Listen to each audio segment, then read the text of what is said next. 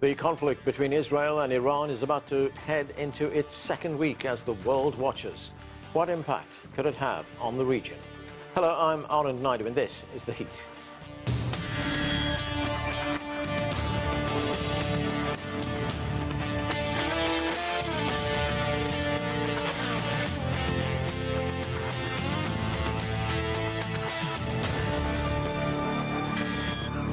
Israel vowed to intensify strikes on Tehran after a hospital in the southern part of the country was hit by an Iranian missile. Dozens of people were wounded. Iran says it was targeting a nearby military complex. On Thursday, Israel struck an Iranian nuclear reactor in Natanz. We will discuss the latest with Professor Jeffrey Sax later in the show, but first we start with Treata Pari. He is Executive Vice President of the Quincy Institute for Responsible Statecraft. Treata, great to see you. As I mentioned, this conflict is about to enter its second week. What is your assessment of what has happened so far?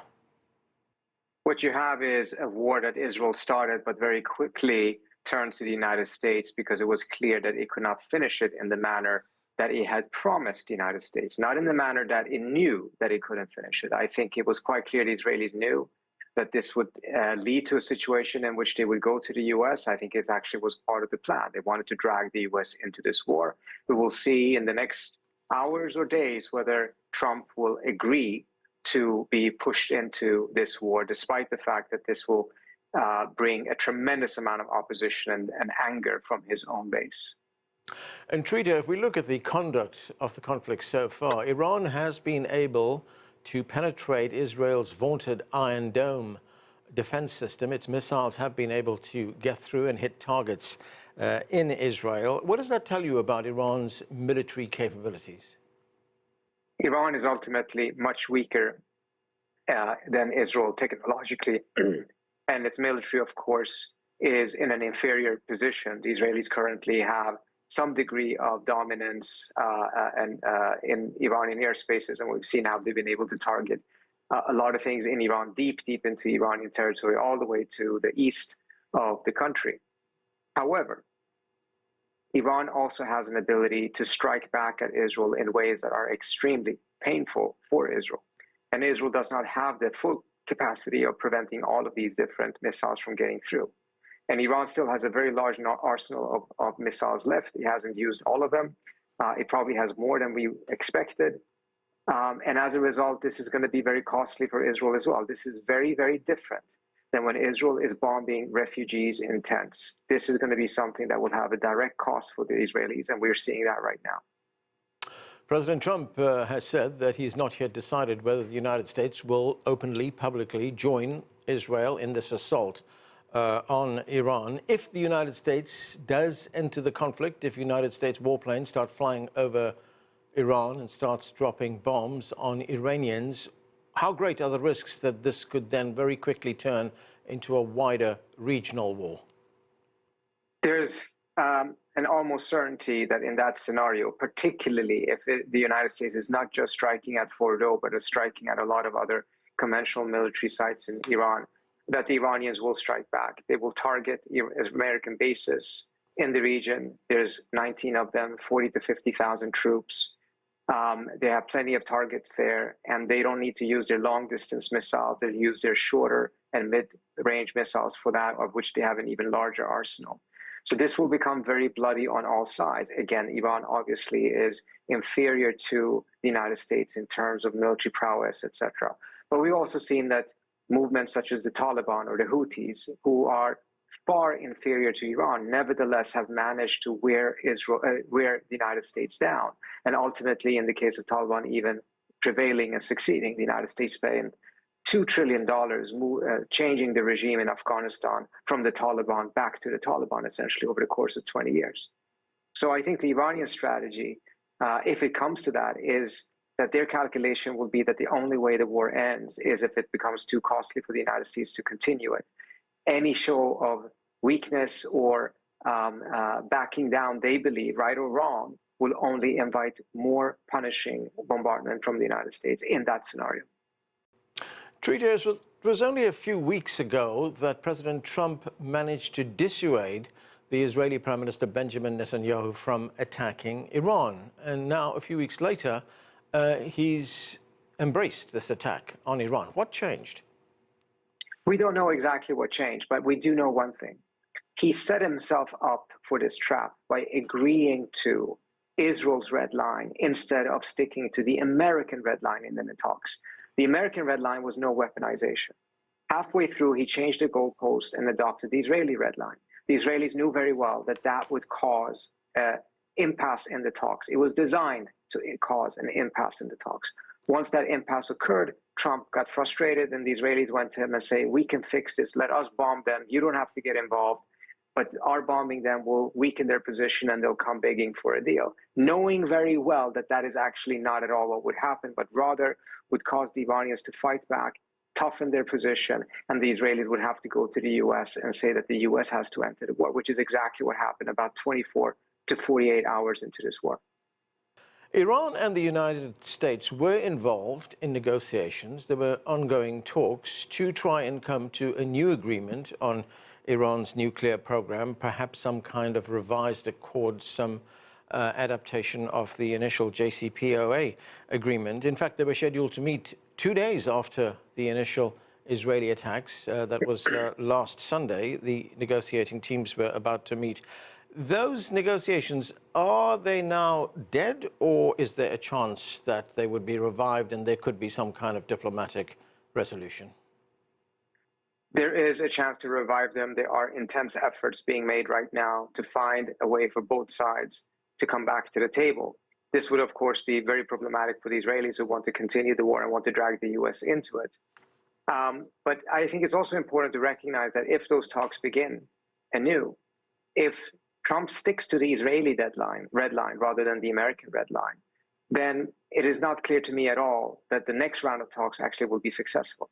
As long as Trump adopts the Israeli red line, it will bring him towards some sort of a confrontation with Iran because it was designed to do so. If he wants to get a deal, he has to go back to his original American red line, which is feasible, which is workable, which can lead to a deal. In fact, I believe that if he had never shifted, by now the United States and Iran would have had at least a framework agreement.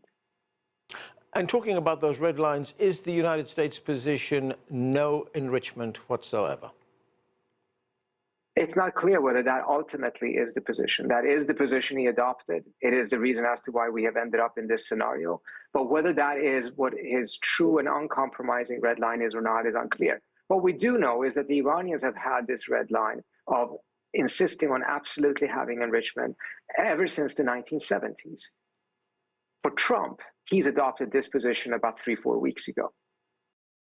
It's unclear at this stage what Israel's ultimate intentions are. I mean, they've hit nuclear installations, they've hit civilian infrastructure in Tehran. They've set off car bombs on the streets of Tehran, which is tantamount to terrorism. I mean, do you believe that this is about collapsing the regime in Iran and replacing it?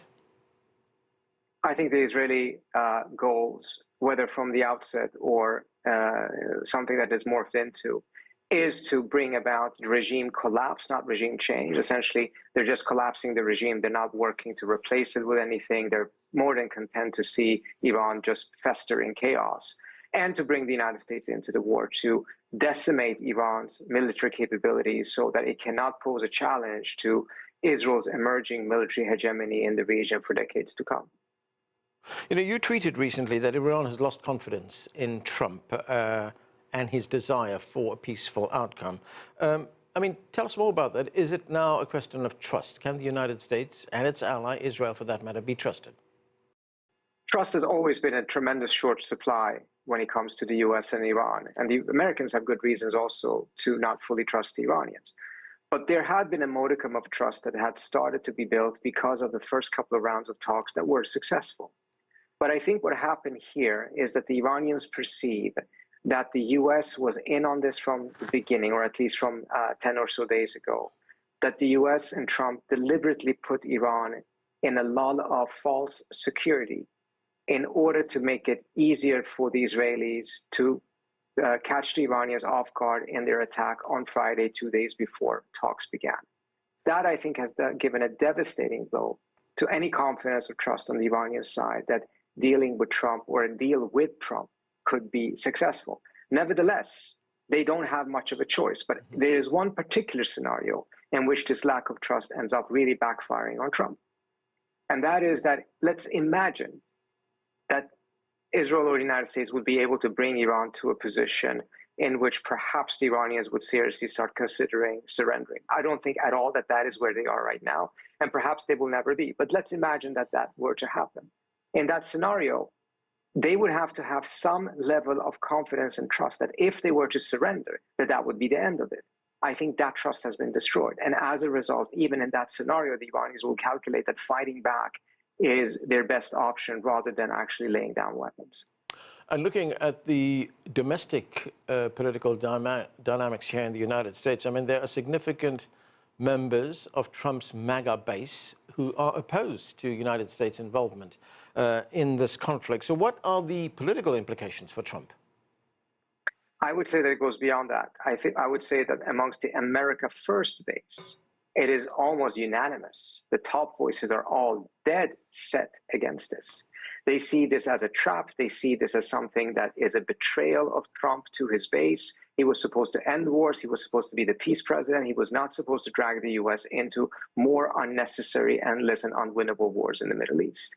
So there will be a tremendous anger. And if you just take a look at where the American public was in 2003 compared to today, about 72% of the American public supported the invasion of Iraq. Amongst Republicans, it was at 91%. Right now, you have polls that show that support for U.S. supporting Israel, forget about the U.S. itself going into the war, is only at 23%, and more than 50% oppose it. So you're having a reverse situation in which the political cost for Trump going down this path is going to be extremely costly. For Bush, it ended up being costly, but he had margins that enabled him to continue this with a level of support for at least 2 years. I don't think Trump will even have 2 weeks with this, mindful of how dead set key voices are against him going into this already at the outset. Right, and looking a little bit ahead to what's happening diplomatically, the foreign ministers of the United Kingdom, of France and Germany will be meeting with their Iranian counterpart in Geneva for talks. Those talks take place on Friday. And what the Europeans are seeking from the Iranian foreign minister is an assurance or a guarantee that the Iranian nuclear program will only be used for civilian purposes. And I'm wondering, how significant is this meeting? Does it really matter what the Europeans get?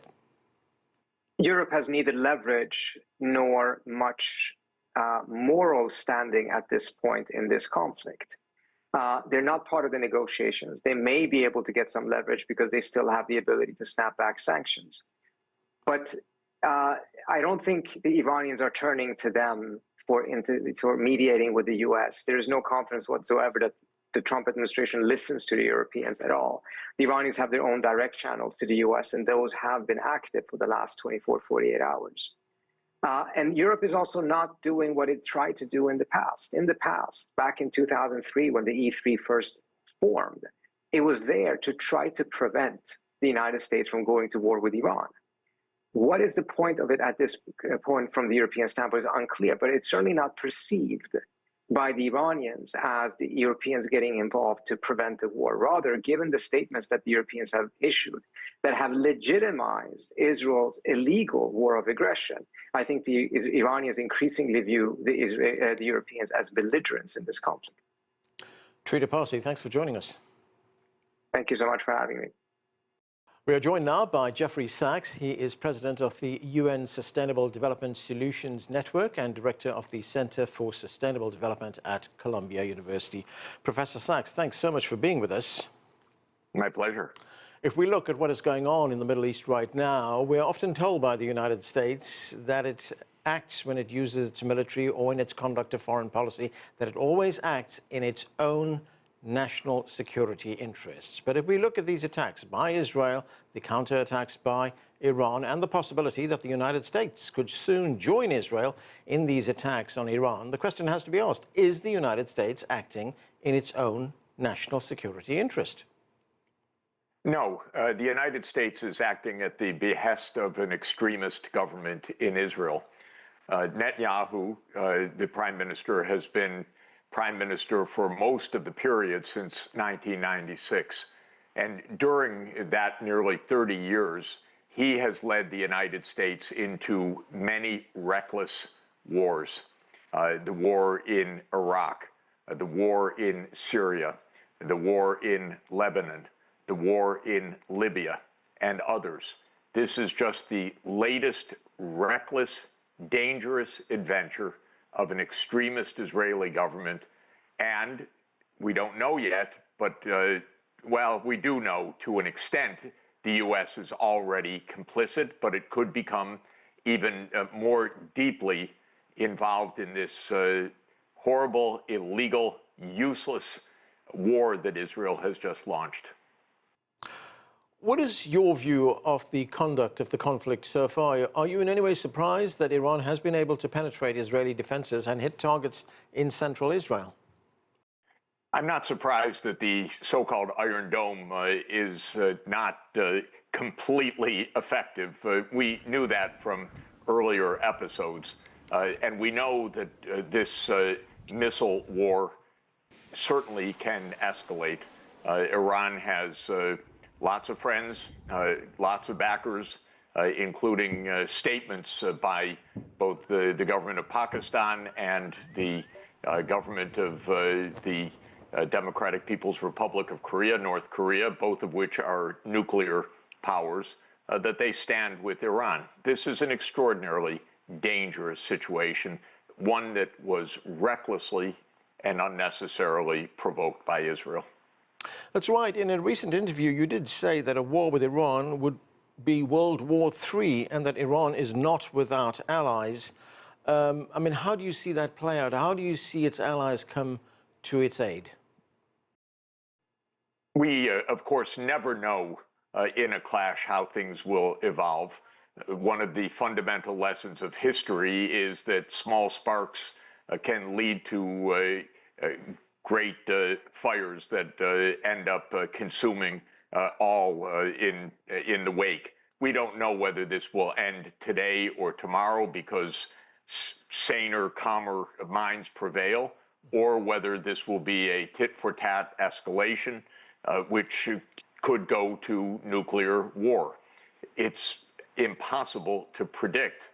The only thing I would say is, rather than trying to predict, we can control events by stopping this violence. And for that, this requires honesty, which we have not had from the United States or Europe. The honesty is Israel provoked this, period. It's not a matter of calling for both sides to de-escalate. It's a matter of calling for Israel to stop this recklessness. And it's important to understand that the head of the International Atomic Energy Agency said yesterday that they have no evidence that Iran was moving to a nuclear weapon. This is the same conclusion that the Director of National Intelligence reported to Congress recently. This is a war that Benjamin Netanyahu has wanted for 30 years because he believes that if Israel starts this war, the United States will be dragged into it, and then the United States will destroy Netanyahu's enemy and give Netanyahu free hand in the Middle East. Right, so looking at the dangers that you talk about there, how great is the risk that this could escalate into a wider regional conflagration involving many other countries? And what would that mean, not just for the United States, but for the world as well? Because, as we are all fully aware, a large percentage of the world's energy imports come through that region. Of course, we know that more than 80% of the world's oil exports flow through the Straits of Hormuz. If there is a full-fledged war, no doubt there would be a full-fledged disruption of the world economy. And no doubt, though Israel thinks, or the United States may think it can make a decapitation strike or force Iran to an unconditional surrender, this is a typical bravado. We've been there so many times before. Again, I think the main point is not to be able to claim that one knows what the trajectory will be. What I would claim is the opposite, that we don't know what the trajectory might be, but we do know that the possibilities of grave escalation are very real. And that's why sane people stay away from such risks. And looking at what could be some of the immediate goals on the part of the Israelis, is this about degrading Iran's nuclear capabilities, or is it about that as well as replacing the government in Iran? It's clearly both. Netanyahu has been saying and writing for 30 years a doctrine which was first unveiled in something called Clean Break, which was a political document that Netanyahu and his American neoconservative colleagues put out in 1996. It said Israel doesn't have to make any concessions of land for peace. There will never be a Palestinian state, according to Netanyahu. Rather, as governments in the Middle East support the Palestinian cause, Israel and the United States will overthrow those governments. It will label them as terrorists, and it will go to war to overthrow them. So this has really been the basic behavior. And Netanyahu and his neoconservative friends in the United States spelled out 7 wars. And they did this just after 9/11. These wars were to be in Lebanon, Iraq, Iran, Syria, Libya, Somalia, and Sudan. We now have all 7 in place. The first 6 all failed at the political end. Some of the wars were militarily successful in the short term, such as in Iraq. Some, like Syria, took 14 years to bring to fruition, but finally a jihadist government was put in place over Bashar al-Assad, as if that's any kind of progress, and hundreds of thousands of people have died in the wake. To my mind, Netanyahu is one of the great failures of modern history. But what is amazing is that when he came to the U.S. Congress last year, even under an arrest warrant of the International Criminal Court, the ICC, he received 57 standing ovations by the U.S. Congress. This is really a sickness of American politics. At this stage, how would you rate the chances of a diplomatic resolution? I mean, we've even had Russia now try to resolve this diplomatically. It's offered to mediate talks. I think that the chances of this stopping sometime in the next days or weeks remains reasonably high. The chance that it spins out of control is also real. But this could stop. This is not a winning hand for Israel. Israel did not bring down the regime. It's not going to bring down the regime. It's actually not even going to stop the nuclear program. It will probably provoke it, not stop it. But it's not going to achieve its objectives. And it will continue to be hit, and hit hard. And the chance of disruption of the world economy is very real as well. So I don't believe that one could look now, after these days of this Israeli-U.S. operation, and feel that they would assess this as having the upper hand and clear sailing to see this through. Nor do I think that the United States, at least till now, is so locked into a war that even Trump's base does not support, that they would feel compelled to go through. What is true, however, is that it is the responsibility of President Trump to say no to Mossad, probably to the CIA, to the Zionist lobby and to say, no, we're not going to be dragged into this war. That is political capital. That's hard work. That is the job of a U.S. president, actually, not to lead the country into war, but to put the brakes on war. It's simple to lead the United States into war. We have a war machine that is always revving, always looking for new wars. Yep. It's the job of the President of the United States to have the foot on the brake to stop the wars. Given the completely cavalier fashion in which countries like the United States and allies like Israel attack other countries like Iran, and some of the language that they use, the rhetoric that they use, we heard President Trump say, we're not going to kill the supreme leader of Iran yet. He also said, we have complete control over the skies of Iran. Does it make the case for smaller, militarily weaker nations to acquire a nuclear weapon, to act as a deterrent? And the example that is often cited is that of the Democratic People's Republic of Korea, which has an arsenal of nuclear weapons, and there's very little belligerence from the West towards that country. Well, there's belligerence, but little that can be done about it because of what the consequences would be. This is the tragedy.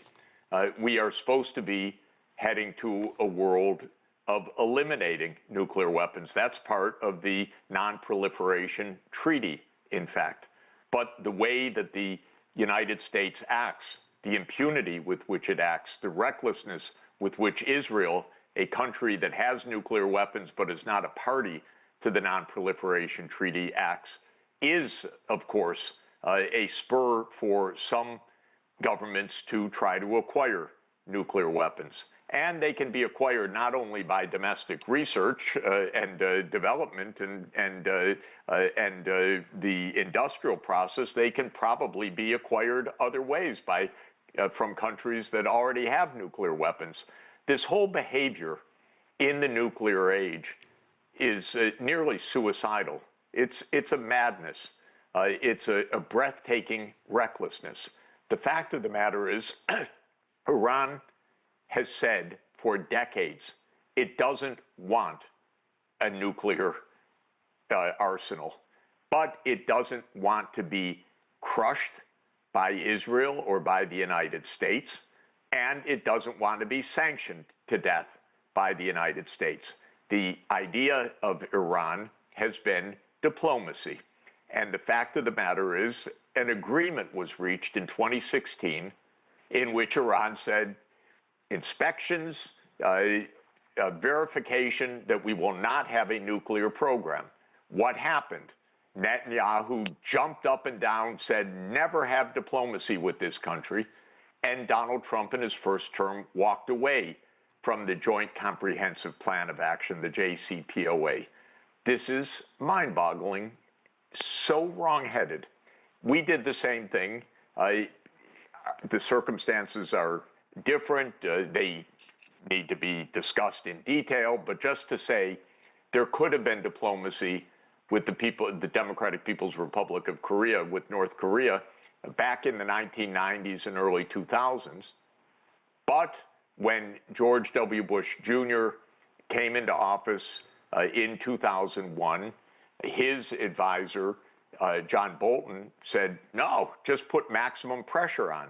That'll show them. Well, that showed them. They became a significant nuclear-armed country.